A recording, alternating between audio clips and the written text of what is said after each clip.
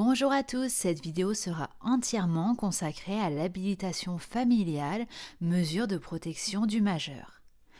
Qu'est-ce que l'habilitation familiale? L'article 494-1 du Code civil nous en offre une définition.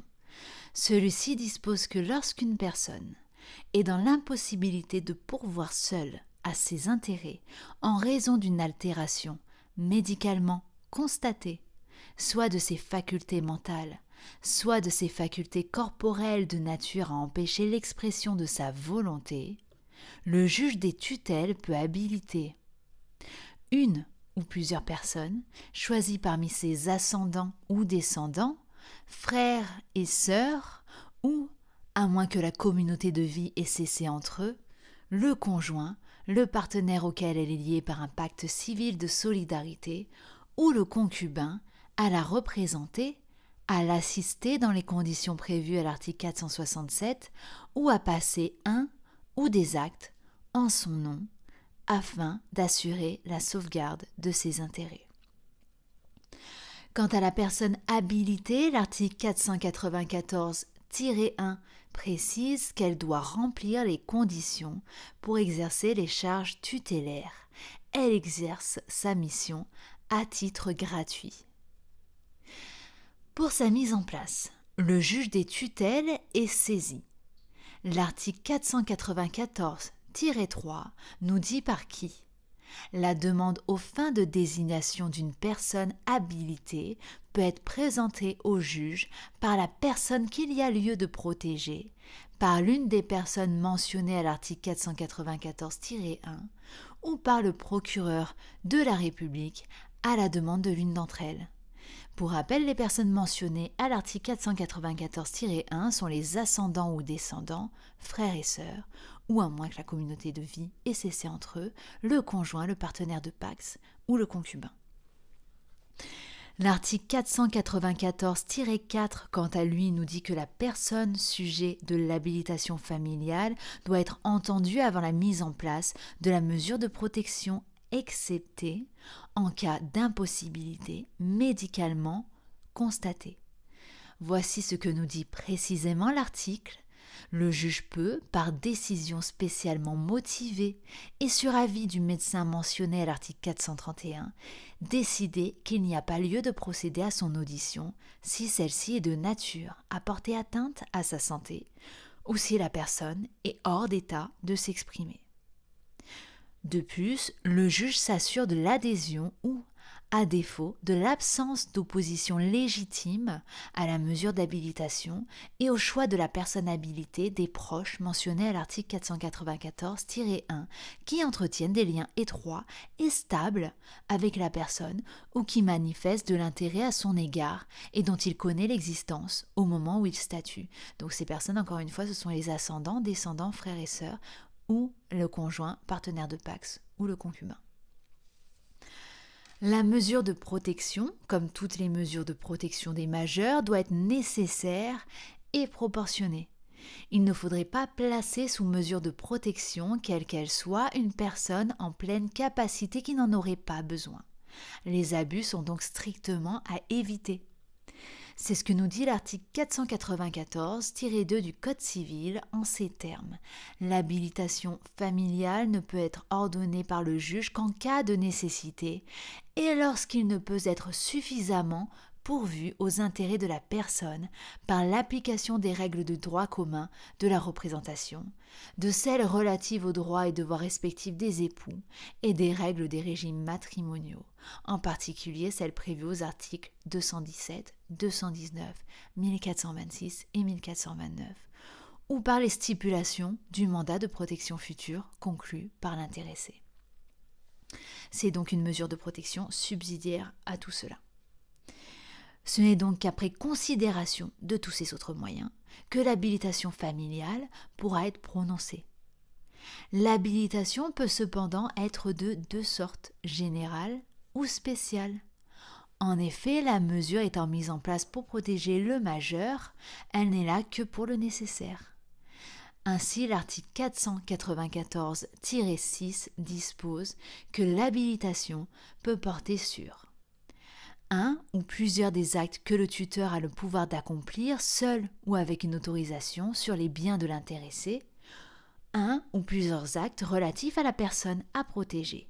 Dans ce cas, l'habilitation s'exerce dans le respect des dispositions des articles 457-1 à 459-2 du Code civil. La personne habilitée ne peut accomplir en représentation un acte de disposition à titre gratuit qu'avec l'autorisation du juge des tutelles. Si l'intérêt de la personne à protéger l'implique, le juge peut délivrer une habilitation générale portant sur l'ensemble des actes ou l'une des deux catégories d'actes mentionnées au 2e et 3e alinéa. La personne habilitée, dans le cadre d'une habilitation générale, ne peut accomplir un acte pour lequel elle serait en opposition d'intérêt avec la personne protégée. Toutefois, à titre exceptionnel, et lorsque l'intérêt de celle-ci l'impose, le juge peut autoriser la personne habilitée à accomplir cet acte. Ce même article continue ainsi en ce qui concerne la durée de la mesure de protection. En cas d'habilitation générale, le juge fixe une durée au dispositif sans que celle-ci ne puisse excéder 10 ans. Le renouvellement peut être prononcé pour la même durée. Toutefois, lorsque l'altération des facultés personnelles de la personne à l'égard de qui l'habilitation a été délivrée n'apparaît manifestement pas susceptible de connaître une amélioration selon les données acquises de la science, le juge peut, par décision spécialement motivée et sur avis conforme du médecin, renouveler le dispositif pour une durée plus longue qu'il détermine, n'excédant pas 20 ans. Parallèlement, l'article 494-8 dispose que la personne à l'égard de qui l'habilitation a été délivrée conserve l'exercice de ses droits, autres que ceux dont l'exercice a été confié à la personne habilitée à la représenter, en application de la présente section. Toutefois, elle ne peut, en cas d'habilitation générale à la représenter, conclure un mandat de protection future pendant la durée de l'habilitation. Enfin, l'article 494-5 dispose que le juge statue sur le choix de la personne habilitée et l'étendue de l'habilitation en s'assurant que le dispositif projeté est conforme aux intérêts patrimoniaux et le cas échéant personnels de l'intéressé. Si l'habilitation familiale sollicitée ne permet pas d'assurer une protection suffisante, le juge peut ordonner une des mesures de protection judiciaire mentionnées aux sections 3 et 4 du présent chapitre. Il s'agira du coup de la sauvegarde de justice, de la tutelle et de la curatelle. Qu'en est-il des actes accomplis par la personne protégée par l'habilitation familiale, surtout si elle accomplit des actes qu'elle ne pouvait pas faire seule ? Lisons ensemble l'article 494-9, celui-ci nous dit que si la personne à l'égard de qui l'habilitation a été délivrée passe seul un acte dont l'accomplissement a été confié à la personne habilitée, celui-ci est nul de plein droit sans qu'il soit nécessaire de justifier d'un préjudice. Si elle accomplit seule un acte dont l'accomplissement nécessitait une assistance de la personne habilitée, l'acte ne peut être annulé que s'il est établi que la personne protégée a subi un préjudice. Vous avez saisi la différence du coup. Si c'est un acte, la personne protégée accomplit un acte pour lequel elle avait besoin d'une assistance uniquement, l'acte ne sera annulé que si la personne protégée a subi un préjudice. Par exemple, elle achète quelque chose qu'on lui vend, je sais pas, je vous dis une bêtise, elle achète un livre, on lui vend le livre au prix du dernier iPhone, elle a subi un préjudice financier. Par contre, si la personne protégée accomplit un acte qu'elle ne pouvait absolument pas faire, c'était à la personne habilitée à le faire, dans ce cas, l'acte est nul, même si c'était un acte qui ne causait aucun préjudice. Par exemple, encore une fois une bêtise, elle a acheté le même livre, mais au prix réel du livre, c'est annulé. C'est vraiment des exemples basiques, mais pour vous faire saisir un petit peu la différence. Pour les actes accomplis antérieurement au prononcé de l'habilitation familiale, ce même article nous apprend que les obligations résultant des actes accomplis par une personne à l'égard de qui une mesure d'habilitation familiale a été prononcée moins de 2 ans avant le jugement délivrant l'habilitation peuvent être réduits ou annulés dans les conditions prévues à l'article 464. Donc ça, on retrouve ce principe sur toutes les mesures de protection. Lisons ensemble les conditions de l'article 464. Les obligations résultant des actes accomplis par la personne protégée moins de 2 ans avant la publicité du jugement d'ouverture de la mesure de protection peuvent être réduites sur la seule preuve que son inaptitude à défendre ses intérêts, par suite de l'altération de ses facultés personnelles, était notoire ou connue du co-contractant à l'époque où les actes ont été passés. Ces actes peuvent, dans les mêmes conditions, être annulés s'il est justifié d'un préjudice subi par la personne protégée. Donc ce serait dans le cas de figure où la personne avec qui la personne protégée a contracté était au courant de l'altération des facultés de la personne qui n'était pas encore protégée officiellement. Enfin, comment prend fin l'habilitation familiale? C'est l'article 494-11 du Code civil qui énonce les causes d'extinction.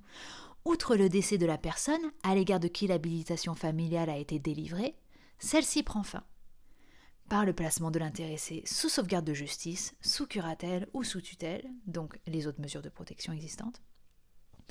En cas de jugement de main levée, passé en force de chose jugée, prononcé par le juge à la demande de la personne protégée, de l'une des personnes mentionnées à l'article 494-1 ou du procureur de la République, lorsqu'il s'avère que les conditions prévues à cet article ne sont plus réunies ou lorsque l'exécution de l'habilitation familiale est de nature à porter atteinte aux intérêts de la personne protégée.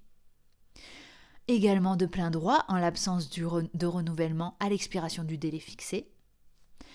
Et pour finir, après l'accomplissement des actes pour lesquels l'habilitation avait été délivrée. Voilà, j'espère que cette vidéo vous aura éclairé. Je vous invite à la liker et à vous abonner pour plus de contenu sur le droit et la fac de droit en général. Je vous souhaite une bonne journée, de bonnes révisions et de bons partiels.